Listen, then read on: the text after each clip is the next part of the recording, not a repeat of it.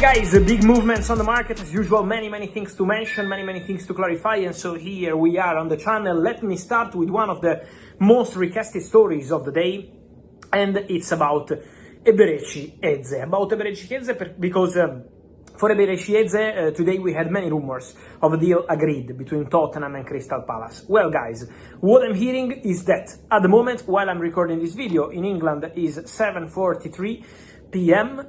My understanding is that there is still no total agreement between Tottenham and Crystal Palace.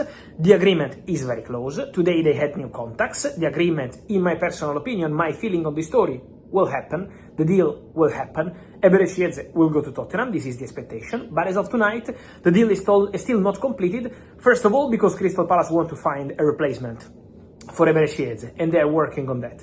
And second, there are some details of the structure of the deal yet to be clarified between the two clubs. So it's about details, it's about small things, but then I expect that here we go to arrive soon for Eberechi Eze. I told you days ago that Tottenham returned in conversations, that Tottenham were very strong on this one. At the moment, no messages coming from Arsenal to the agents of the player after they had conversations at the end of June, beginning of July, and so that's the situation for Eberechi Eze. Many questions on Savinho, still no updates on that one, guys. So at the moment, as I told you yesterday, someone in the board of Manchester City is still blocking this deal for Tottenham. Tottenham are not giving up as of today, but at the moment still a big wall from Manchester City, and so the consequence is that for Rodrygo and Manchester City, at the moment everything is still quiet, because if Savinho doesn't go to Tottenham, Man City will not go for Rodrygo.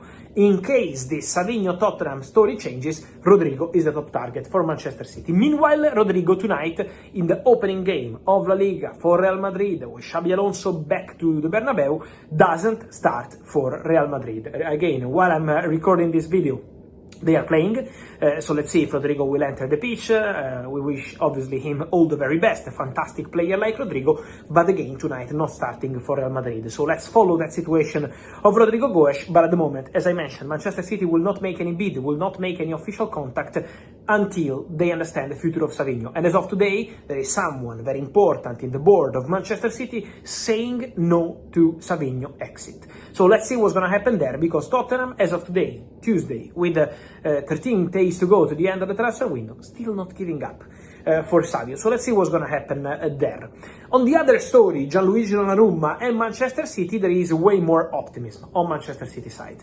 Many questions on Diogo Costa and Galatasaray. Guys, I'm still told that Galatasaray are working on Ederson. Galatasaray are negotiating with Ederson agents and with with the Manchester City about Ederson fee.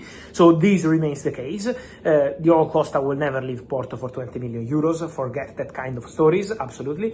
So let's see what's going to happen next, because Donnarumma is waiting, he's patiently waiting to go to Manchester City. What I can tell you is that the agreement on personal terms between Donnarumma and Manchester City is almost okay. So the conversations they're having on the contracts are very positive. Donnarumma is ready to go to Manchester City, is attracted by this possibility. Many of you can say, okay, Man City signed James Trafford this summer from Bayern. Yes, but Donnarumma is prepared to go there, is prepared to compete, is prepared to do his best for Pep Guardiola, so the player is absolutely super keen on a move to Manchester City. Now, the story depends on Ederson and on the price, but my feeling is that Manchester City and PSG, in these conversations they're having again this week, are advancing quite well.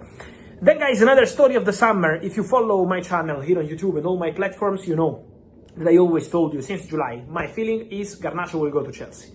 This will be a here we go, and I maintain my position, because maybe in the media this deal is not having regular updates, but I can guarantee to you that in the background, behind the scenes, this deal is advancing. Man United and Chelsea are talking. Man United and Chelsea have very good relationship. The CEO of Manchester United, Omar Berrada, has a very good relationship with the hierarchy of Chelsea. So conversations are underway on the transfer fee. There is a gap, but they are talking. Today, I can tell you that in the last 48 hours, Bayern, while they didn't find an agreement with Chelsea, at least at the moment, for Christopher Nkunku, they called Alejandro Garnacho's camp to understand the situation of Garnacho. The answer from Garnacho was, thanks, fantastic club, but I only want to go to Chelsea. For Garnacho, it's very clear. I keep telling you that for weeks. Garnacho will not go to any other club. At least today, this is his position. Chelsea or stay in Man United, even if he's out of the squad, for him is okay. Stay there, train, and see what happens. But for him is Man United or Chelsea. And Man United, we know the relationship is completely broken. So it's basically Chelsea or nothing. This remains the case for Garnacho. The negotiation is ongoing, is underway, and so we will follow that situation. For Nkunku, guys, I always told you that Nkunku is very important to unlock the move of Xavi Simons to Chelsea. Well, for Christopher Nkunku, there is still a conversation, a negotiation ongoing between Chelsea and Bayern, but there is the big difference on the formula. Bayern supervisory board is only giving a green light to a loan for Christopher Nkunku deal. Meanwhile, from Chelsea, they want a permanent transfer, so at the moment still no agreement. Red Bull Leipzig wanted Christopher Nkunku already a few weeks ago, and they remain interested in the situation. Chelsea have a feeling that maybe more clubs could join the race from England. Let's see what happens with Inter after the Lookman deal collapses. So Chelsea have a feeling that around Nkunku things will happen, and this is why they remain optimistic. Not only for Garnacho, but also for Xavi Simons, who is patiently waiting to go to Chelsea. So for sure that situation of Nkunku will be very important. Conversations continue. His agents are in Europe to negotiate and discuss with clubs, and so Christopher Nkunku and also Nicolas Jackson are two situations to watch, because for sure something interesting there will happen and will be important for this domino of the final 10 days. And to mention the final 10 days, keep an eye, guys, on Adrien Rabiot, a big name on the market. Why on the market? Because there was this tense situation at Olympique Marseille. The club decided to put Adrien Rabiot and also another player, Jonathan Rowe, out of their squad. So Rabiot is no longer part of the squad of Roberto De Zerbi. Rabiot is available on the market. Olympique Marseille even released an official statement to say Rabiot is out of the squad and Rabiot is for sale. So imagine a situation of a player like Adrien Rabiot, who has been in the list of several clubs for years, now available on the market. Olympique Marseille, from what I understand, wants something around 15-20 million euros to let Adrien Rabiot leave. Let's see what happens there, because now many people suggest the opportunity to clubs to go for Adrien Rabiot. Many of those who are close to Adrien Rabiot's camp are proposing the opportunity to offer Rabiot to clubs. For example, also to Manchester United. He's a player who was a target for Man United many years ago.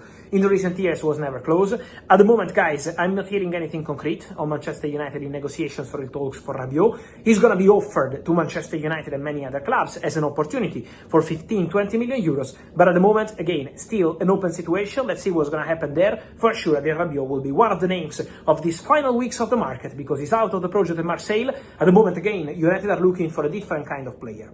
I think United wanted to go for Baleba for intensity, a defensive midfielder. Rabiot is a different profile. But the player will be offered to many clubs, and so let's see what happens. And so, guys, let me know your thoughts on all these stories, from Garnacho to Nkunku, Rabiot, Eze, but also Donnarumma, Savinho, Rodrygo, and all the rest. Let me know your opinion, guys, here in the comments. Remember to like this video, turn on the notification bell, subscribe to the channel. See you soon.